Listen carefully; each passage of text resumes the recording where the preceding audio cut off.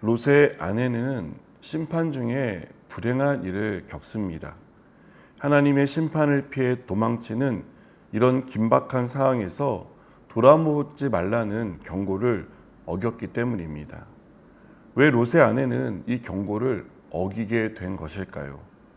롯이 소돔 떠나기를 지체한 것과 같은 이유였다고 생각합니다. 소돔은 애국 같은 곳으로 풍요를 보장해 주던 곳이었습니다. 그런데 심판으로 모든 것을 잃게 되었으니 못내 아쉬웠을 것입니다. 뒤를 돌아볼 수밖에 없었던 것이죠. 우리도 인생을 살아가며 과거를 회상하고 뒤를 돌아보는 경우가 있습니다. 그것은 대부분 미련이 남아있기 때문입니다. 그러한 미련에 우리가 버리지 못하는 것은 앞으로 일어날 일에 대한 기대나 소망을 바랄 수 없기 때문이라고 생각합니다.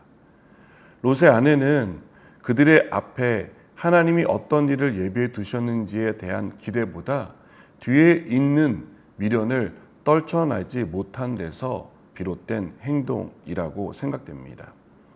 미련 때문에 뒤를 돌아보는 사람이 되지 않았으면 좋겠습니다.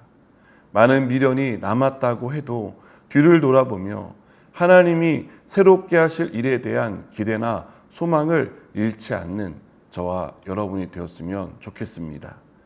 소돔과 고모라의 멸망 때 소알로 피한 롯은 소알에 거주하기를 두려워했습니다. 그 성도 어쩌면 멸망할지 모른다는 생각이 들었기 때문입니다.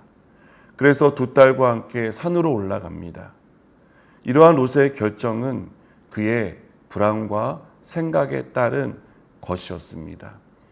우리의 연약함은 언제나 하나님의 뜻보다 우리의 생각을 따라 행동하는 데서 나타난다고 생각합니다. 우리가 생각하고 판단하고 결정하는 것입니다. 그리고 그 뒤에 하나님이 그것이 이루어지게 해달라고 기도하는 것입니다. 하나님의 뜻은 우리의 생각과 판단의 결과로 주어지지 않습니다. 처음부터 하나님께 물어야 하는 것입니다. 하나님의 뜻이 무엇인지 구해야 하는 것입니다. 롯의 결정은 죄의 씨앗이 되어 돌이킬 수 없는 결과를 가져왔습니다. 롯의 두 딸이 아버지를 통해 후사를 잇기로 결정하는 결과로 이어진 것입니다. 그리고 그 과정은 너무나 민망하고 말하기도 힘든 죄악으로 가득한 것이었습니다. 그들은 소돔에서 보고 배운 것이 이런 방식으로라도 후사를 이어야 하는 것이라고 생각했던 것 같습니다. 그래서 자신들의 행동이 죄라고 여기지 않았습니다.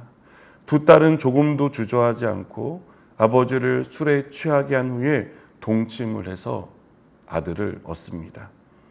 롯의 가정을 생각하면 후회와 미련, 죄에 대한 무감각이라는 단어가 떠오릅니다. 물론 우리도 후회를 합니다. 세상에 대한 미련도 여전히 남아 있습니다. 죄를 정당화하며 일부러 죄에 무지한 척 무감각해지려고 노력하는 그런 모습도 발견됩니다. 그러나 이 속에 하나님은 없습니다. 하나님을 경외하는 마음은 이런 단어들 속에는 나타나지 않습니다. 하나님이 우리 안에 계셔야 뒤를 돌아보지 않을 수 있고 하나님이 이루실 앞을 내다볼 수 있습니다. 죄에 대한 민감함이 생기고 죄에서 떠나 살려고 하는 거룩한 마음들이 생기는 것입니다. 후회가 없을 수는 없겠지만 후회만 하는 인생이 아니라 새 일을 행하실 하나님에 대한 기대를 가지고 소망하며 살게 되는 것입니다. 어쩔 수 없이 죄와 타협하기보다 끝까지 싸우게 되는 것입니다. 저는 우리가 뒤를 돌아보는 미련한 인생이 되지 않았으면 좋겠습니다. 죄에 무감각해져서 하나님을 없는 분으로 여기는 그러한 삶을 살지 않았으면 좋겠습니다.